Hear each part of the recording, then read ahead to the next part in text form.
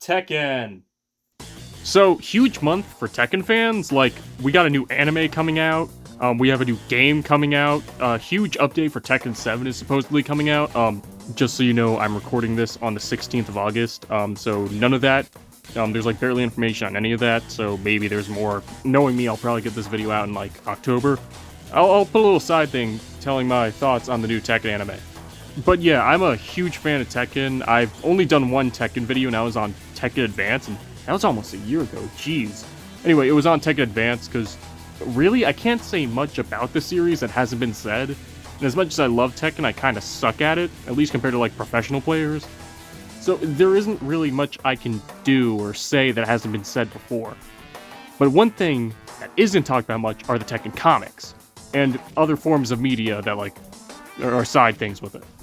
So like I'm kind of big into fighting games. I'm not going to act like I'm the biggest fighting game fan out there, and I'm not going to act like I'm that good at them either. But basically, I love Tekken, one of my favorites, but it's just barely beaten by Soul Calibur and Street Fighter, for really only one reason: the characters. So like, Tekken's got some cool characters, Heihachi, Jin, King. King's my favorite, because, you know, I'm big into wrestling. But really, most of them, even if they look cool, they don't matter. But like, they really have no reason for being there, and they'll be like the coolest character in existence. At least with like Soul Calibur or Street Fighter, for the most part, even if you're like a minor character story-wise, there's like a reason they're here, and there's information about them. Unless they're supposed to be like a purposely mysterious character like Q or something. So really, that's the only reason I preferred Street Fighter and Soul Calibur, though in recent years I've been playing a lot more Tekken, to be honest. Looking forward to Street Fighter 6, by the way. I haven't talked much about Street Fighter, same reason as Tekken. I can't say anything that hasn't already been said. Though, maybe I'll give the Street Fighter comics a look. I do have a few. But here we're today, at this time, point, area, I don't know. We're gonna talk about the Tekken comics. So, there have been other Tekken comics released. I know there was one in like the 90s based on Tekken 3. There's probably been some manga too that I'm missing out on. But I'm going to be talking about the most recent ones that were made for the release of Tekken 7, which is the Titan 2017 comics. It was a series of 4 issues, planned to be more. It only ended up being 4 of them, covering basically the gap between Tekken 6 and Tekken 7. Truth be told, Tekken 6 kind of had a dumb story, in my opinion. That's just my opinion. Controversial take, probably. The whole thing with, like, Jin trying to destroy the world to bring out this demon just doesn't really make sense to me compared to his character in other games. But this basically serves as an in-between of Tekken 6 and Tekken 7. I don't see many people talk about these. A comic shop that's about an hour away from my house that I go to every now and then, they had the whole series, so I thought, hey, why not? Let's take a look at them.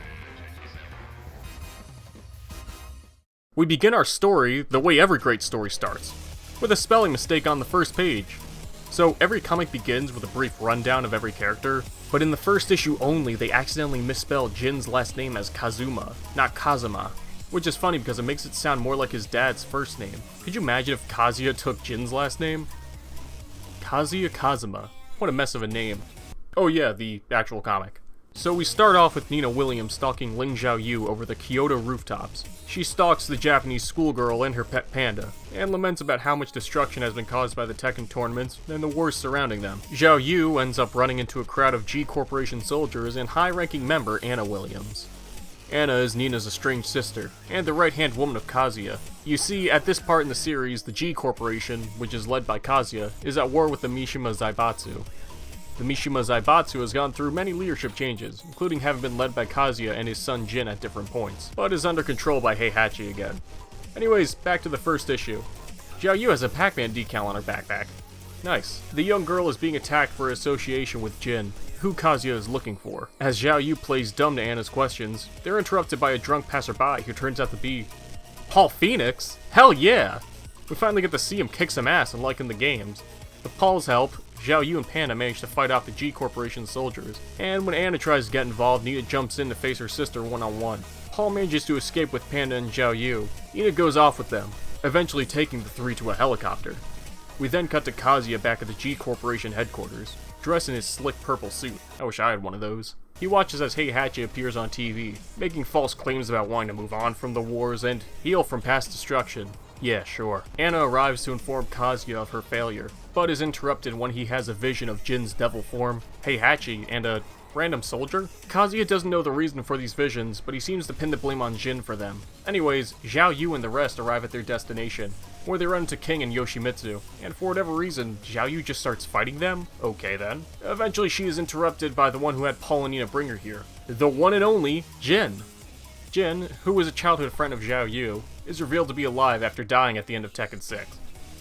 Also, spoiler alert, but Heihachi dies at the end of Tekken 7, but he is definitely coming back in Tekken 8. This isn't the first time he's died in the series, and very few people stay dead in the series. And if they do, they'll be replaced by someone almost exactly like them.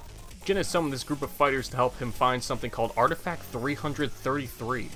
He believes that if this power goes into the wrong hands, it will spell immediate doom. As he explains this, we find out Panda had a tracker placed on her, causing Kazuya and the G Corporation to find their hiding place, and lead us into Issue 2. Issue 2 has the same character introductions as Issue 1, but with one less spelling error. It starts with the battle that ensues from Issue 1. During it, Jin contemplates having not killed his grandfather and father in the past. He did so as he believed his mother June wouldn't have approved of it. Yet, with how much war there's been, this may have been a mistake. During the huge brawl, Jin is very hesitant to fight. There seems to be some sort of voice trying to bring out his demon form, which he lacks control of. Kazuya fights his way through the other fighters, including taking out Paul in one hit. Dang. Paul can't even get more than that, even though he's canonically the only non-Mishima to stand toe-to-toe with Kazuya. Seeing Kazuya apparently kill King, aw man. That's enough for Jin to lose control and take out his devil form, but he's stopped by Nina and forced onto a helicopter. The remaining members of Jin's team flee the scene and set up a bomb, trying to kill Anna and Kazuya. On the helicopter, Jin reveals that every time he fights, the devil gene in him gains more control, and he's losing the bit of humanity he has left. The team arrives at a hidden facility and venture in, minus Panda, Jin, and Paul. And in there they encounter multiple Elisas? Odd, but okay. And now we move to Issue 3.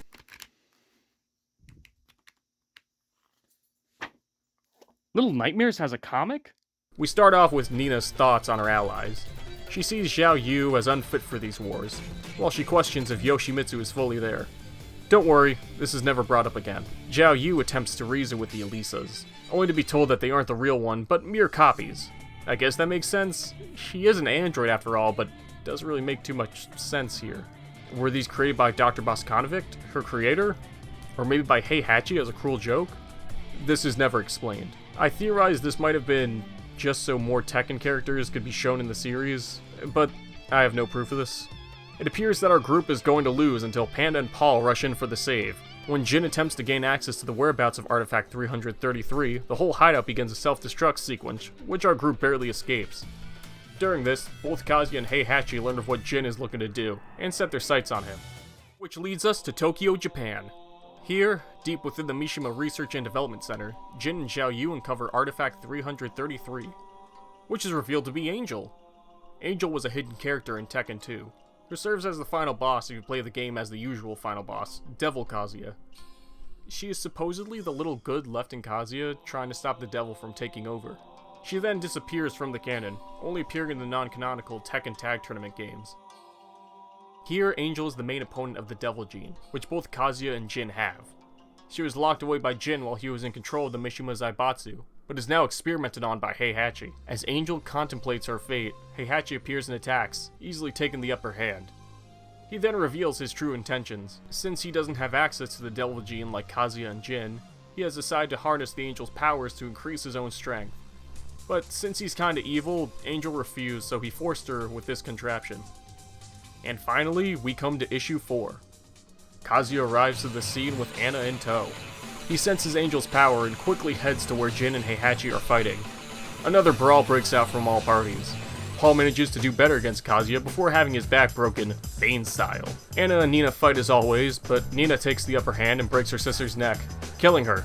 Seeing their upper-ranking officer killed, the G Corporation soldiers fire at everyone. This kills off Panda, Nina, and Yoshimitsu. Heihachi loses control of Angel's powers, being deemed by the holy figure as being unworthy before being curtain stopped by Xiao Yu.